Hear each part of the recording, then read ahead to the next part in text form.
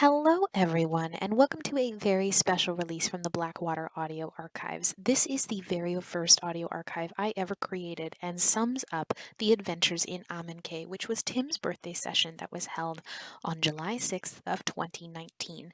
Now, this session is not with the characters of Blackwater as we know them, but a group of ragtag mercenaries who were hired by Molsove Bakal, aka King Vel Soom, to start a rebellion. So this happens just prior to the kickoff of the Dawn War, and you'll see why this is important in a moment. But now that we've summed up the Vel Soom arc, it definitely felt like a good time to release it.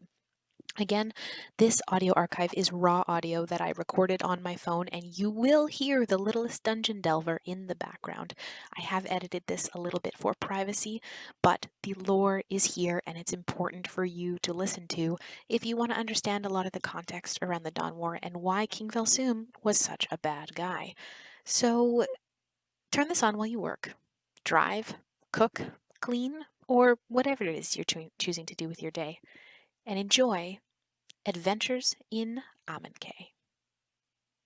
Okay, so we're going to do a Blackwater recap of Tim's birthday one-shot. Ready? Buckle up your butts here, everybody. And let's get into it, shall we? Okay, so we started off, we were being led through a graveyard, a party of 11 of us, led by the men who had hired us.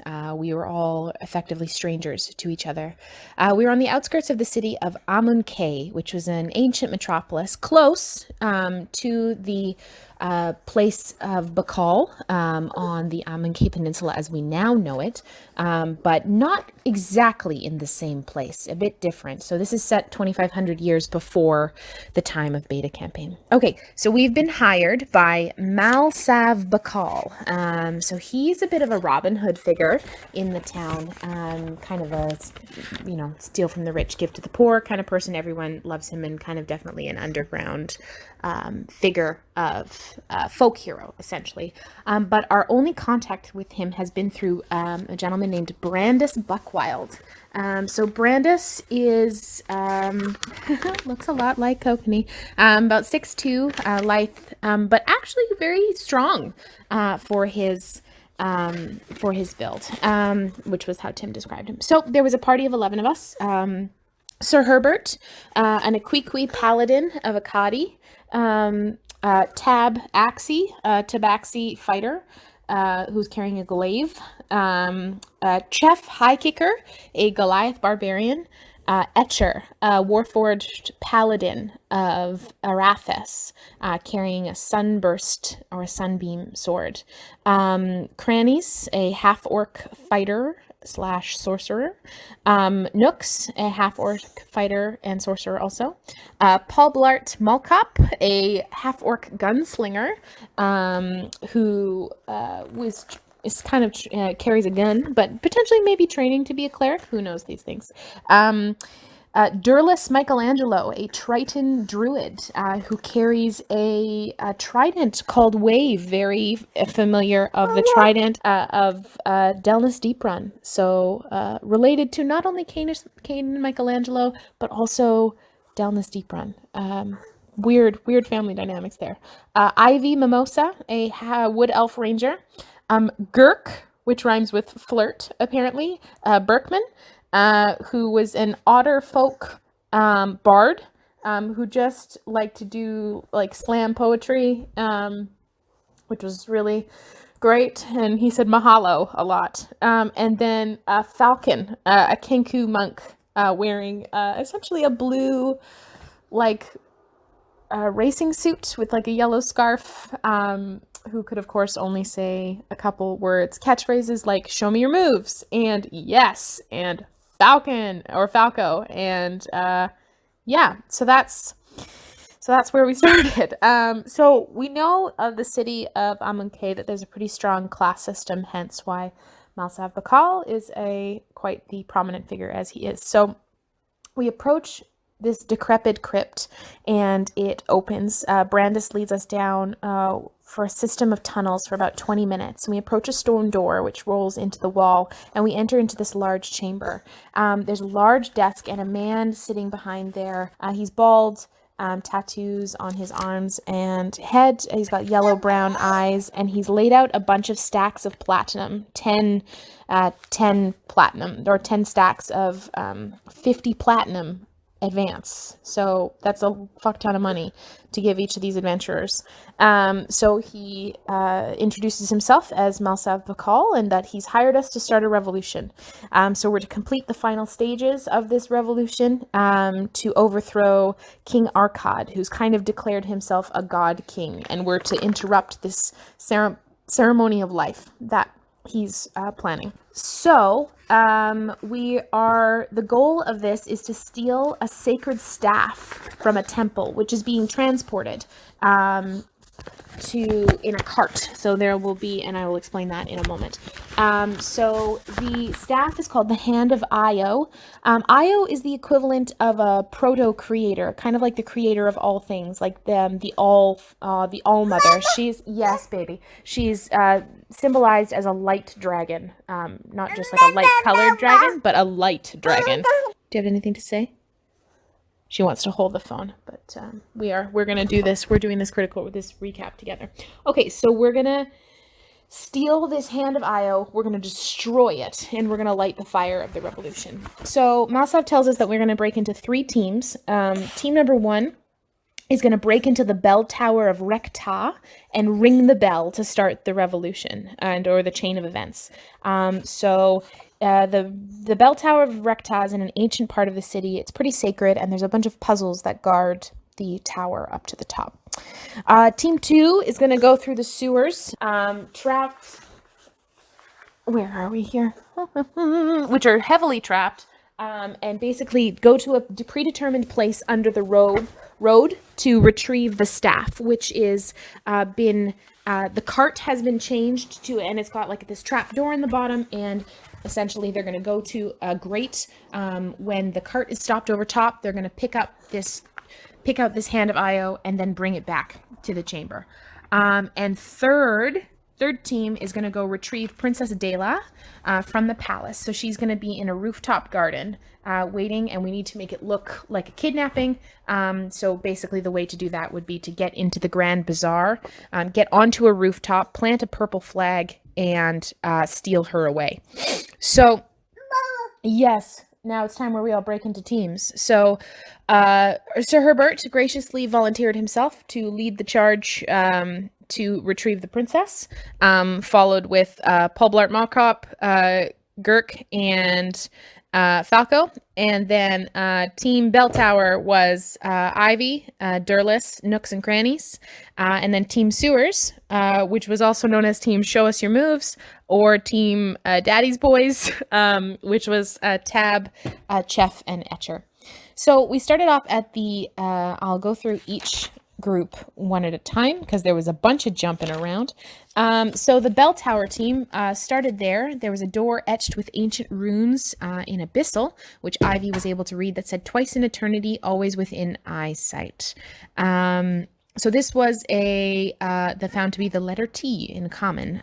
So they go inside, and there's some stone walls which are lit by a brazier above the door, shelves on the wall. There's a statue of an armored figure, a large sword and shield in his hand, kind of like a knight statue. And then there's also another statue of a basilisk, which is up on its hind legs, which is staring at the figure. They did some detect magic and figured out there was some transmutation magic. After searching around the room, and I apologize, I was not able to get all the deets on this one, but the long story short is they found... Yes, baby. They found a mirrored shield, which they used to block the gaze of the basilisk against the statue. The statue crumbled, a key was inside, and...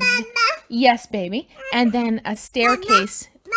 Yes, babe, was illuminated and came up through the floor, allowing them to go up through the tower.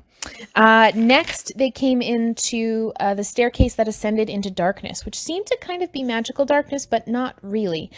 So Durless walked in and walked for a long time, kind of seemingly going on forever, maybe about 5-6 minutes. And then only when he closed his eyes was he actually able to see the landing. So they all closed their eyes and managed to traverse this part of the tower. Next room that they went into was a wall of kind of floating water. which kind of was like, they called it magical jelly water, and there was silence on the inside, so they couldn't really talk inside it.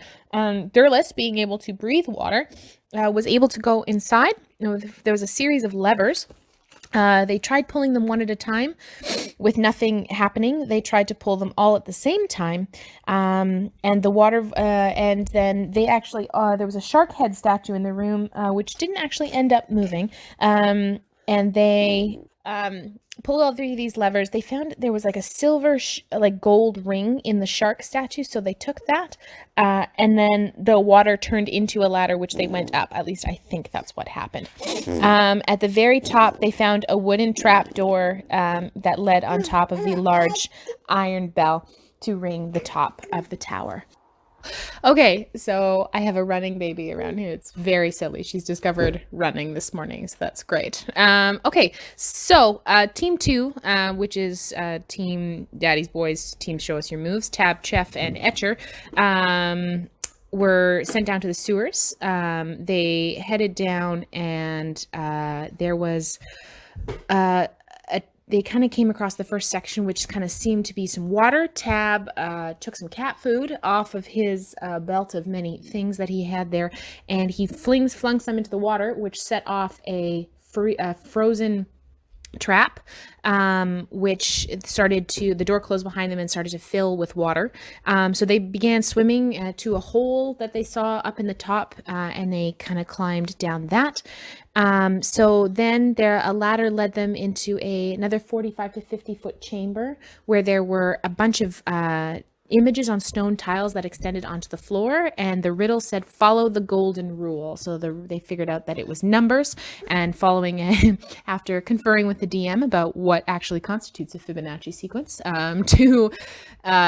to figure out that is where they needed to go. So they managed to follow that and do okay. So the next one that they managed to do was they came to a long hallway where there was a shiny glint, and they kind of went forward and found a whole bunch of blades started whirling out from the floor. They managed to fight the blades, bashing through them and breaking them in a very wonderful and show of strength. This paladin, this barbarian, and this fighter just completely just kicking butt and taking names against these magical blades.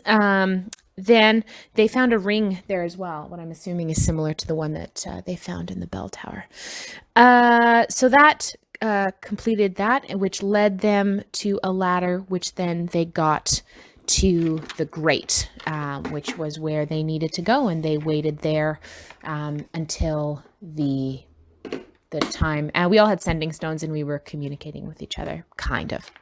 Okay, so team 3, which is Falco, Girk, and Herbert, and Paul Blart, were led to the Grand Bazaar, and our goal was to plant a purple flag on the top of the roof, get over to the garden on the top of the palace, quote unquote, kidnap the princess and take her back to the chamber. Long story short, found out that she was the betrothed of Molsove Bakal, and stuff like that. So there were 3 shops. The Rune Master, which had eyes kind of on the sign. Hammer and Barrel, which looked to be a firearms store.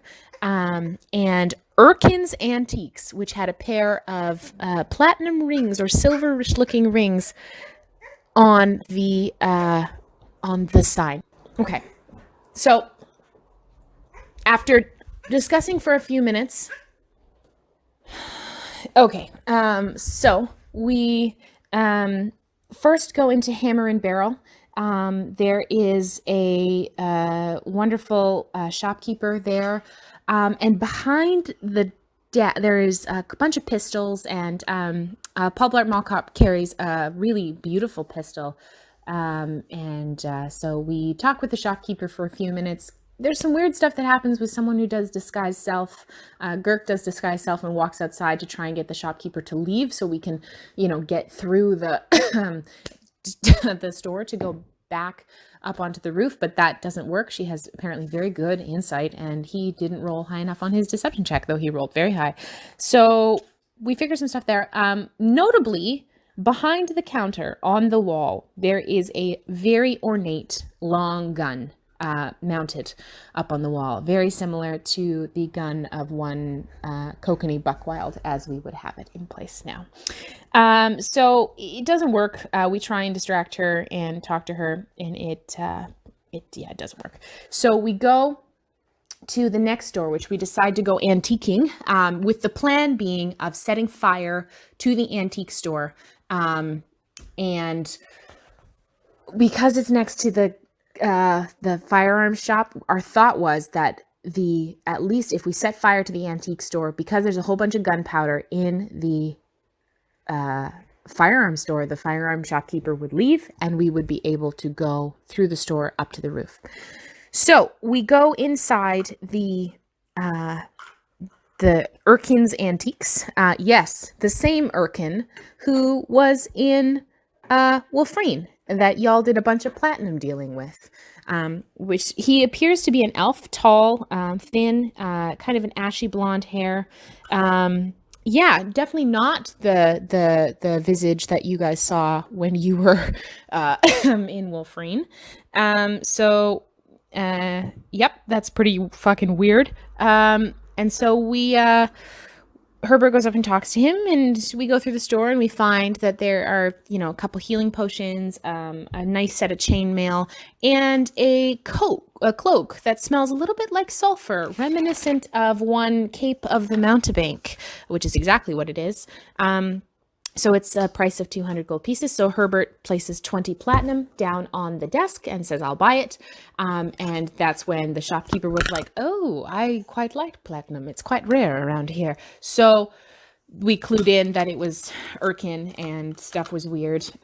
So then what was going on in the store? While that was going on, Falco and Paulblart Mallcop were searching for things in the store to light on fire.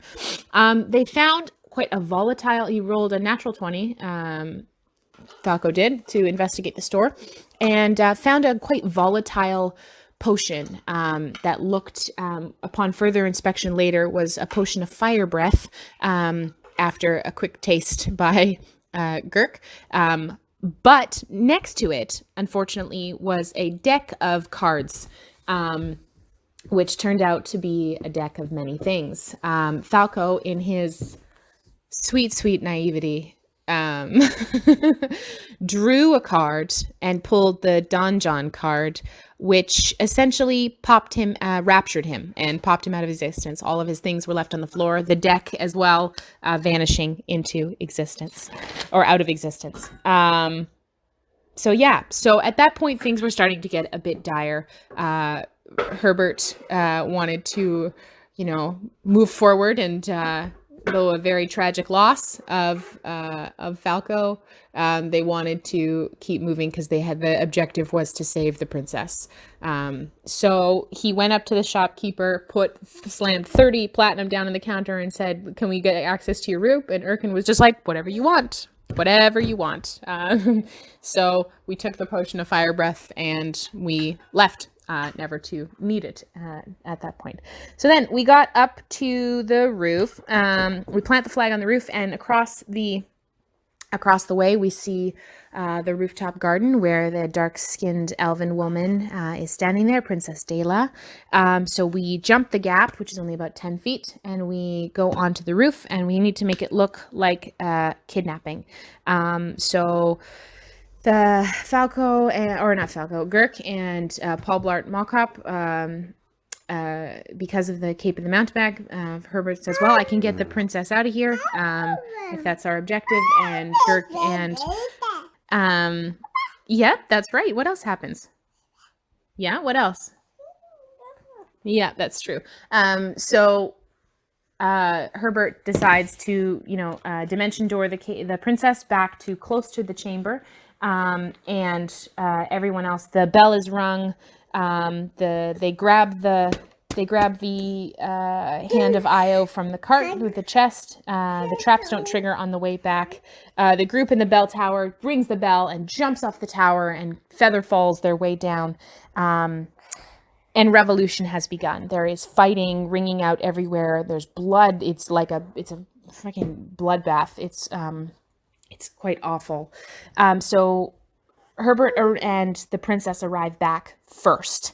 And we see Malsav standing over some items. We see a staff with a half moon, which was the very first thing that Kokani sent back to the Sultan.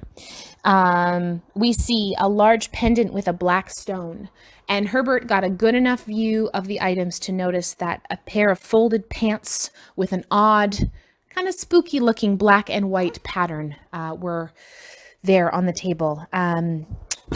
Malsav stood over these items, and it looked like he imbued some of his essence into him, and energy emanated from him into the items, and they disappeared. The items were transported away and teleported somewhere else.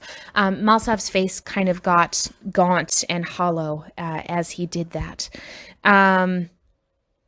Yeah, so that was pretty weird. Herbert was kind of strange about that. So the sewer team arrives back, and oh, you got it. That's good job, sweetie. Malsav cuts through the lock on the chest. Yes, baby. With a pretty gross looking dagger. Hold on one sec, darling. There you go. And it's pretty gross and awful. And they open the chest. He has the hand of Io, which is a rod kind of with a fist that looks like it's holding a golden key. Malsav's hand is dripping in blood because he's cut himself at this point as well. And then he goes to the princess and he goes, I forget what he says to her, but it was something about, them being betrothed, so maybe it was something about love. He jams the knife into the princess's gut and stabs her, and she seems okay with this. She's like, yes, it's fine. And so her blood is kind of this like acidicness that like rolls off. Malsav's eyes start to glow this like yellow energy, and pretty sure he is a lich at this point, and talks about his pact being complete and that he's ready to sow the seeds of madness. So these ghostly kind of chains, he sprouts horns, these ghostly chains appear around him, this yellow, sickening yellow energy emanating from him, and combat pops off. So Ivy at the top of the round, we go through combat a couple times. Some of the first things that happen is Malsav talks of Tharas Dun, which is the god of madness. So here, like before the pre-Dawn War, he had a name, but post-Dawn War, he does not have a name. Like in like for the religious sorts in our time would know him as the Chained One. They wouldn't know the name of Tharas Dun. But even still back then, they didn't speak his name. So that's who he's the god of madness. He's the one who Molsove Bakal has made the pact with. So we go through we get some good hits into him. He's immune to fire damage, radiant damage, doing some decent stuff to him. Getting to Herbert, and he does a maddening touch, which blinds, stuns, and deafens my sweet Herbie. Tries to do a hurl through hell on I think it's Brandis. So since Falco was no more, Sean Deppner played Brandis Buckwild, who's I believe a fighter of some description. So but the hurl through hell does not work. We got some really good hits into him, and he almost one-shot killed Girk. But Girk was saved with some healing, but basically like one shot made him unconscious. He only had to do one death save, and he rolled a natural 20, so he stabilized him back up to 1 hit point. So at the end of the day, Arathis, Paladin of Arathis, Etcher, gets the kill with his sunburst sword or longsword. And the body of Molsove Bakal is torn asunder, these chains wrapped around him, and he kind of disappears out of existence. My sense is that he's gone to a phylactery of some description to regain his strength. We all flee Everything is on fire. Emanating from this temple is a yellow light going off in three beams, two to the west, one to the east. And Brandis Buckwild looks down at his chest, and there is a spherical scar in the center of his chest now, and Brandis feels the heat there in a fresh scar. So some important stuff. Molsove Bakal. I'm pretty sure he's the Sultan. I'm pretty sure Malsav Bakal is the same person who is the Sultan in Kokanee backstory. Casual 2,500-year-old lich, no big deal. Important stuff to note. The staff of the half moon that Kokanee sent back, the very first item that he sent back while he was with us as Blackwater back in Tor N after the thing with the werewolves. There is some essence of Molsove Bakal in that. So my sense is he is recollecting the items out into the world because he's a treasure hunter. So why do you think Kokanee was a treasure hunter? To go find the things that have his stuff in them. Spooky's pants. Yep, that's terrifying. Also, we don't know any of this, so this is just some casual stuff for you to ponder. Just a little bit of a lore bomb that I've been thinking about for the last little while. Also, this Blackstone pendant, not sure what that is. Okay, the Triton that we carry in the bag of holding, the one that was the property of Delnus Deeprun, was created by Durlus Michelangelo, long lost relative of Cain and Michelangelo. Wave used to be the Triton, used to be like a really lovely, really nice Triton. Woken loved its master, but after Durlus died, it was corrupted and twisted because it was sad that it missed his owner. Yep, the Cape of the Mountebank is likely the same one, according to Tim. I'm looking up if there's any other stuff in here too that is important, but I think that's everything. Any questions, feel free to peruse my notes when you want to. Love you guys, and happy adventuring. Thank you for listening to the latest episode from the Blackwater Audio Archives, The Adventures in Ahmun. If you like what you hear, come join us for our main campaign on Saturdays at 8 p.m. Pacific Standard Time at twitch.tv/BlackwaterDND. And if you like learning about lore, listen to the rest of our lore that we have here in our History and Lore section on YouTube, as well as on Twitch. And if that doesn't satisfy your lore cravings, come hang out with us on Chatwater every Monday at 8 p.m. Pacific Standard Time at twitch.tv/BlackwaterDND to hear Yanis, Sean, and myself go through the latest episodes and some other backstory in all their juicy detail. And remember, it's dangerous to go it alone these days, because you might just randomly find a deck of many things and end up in a donjon forever. Be safe!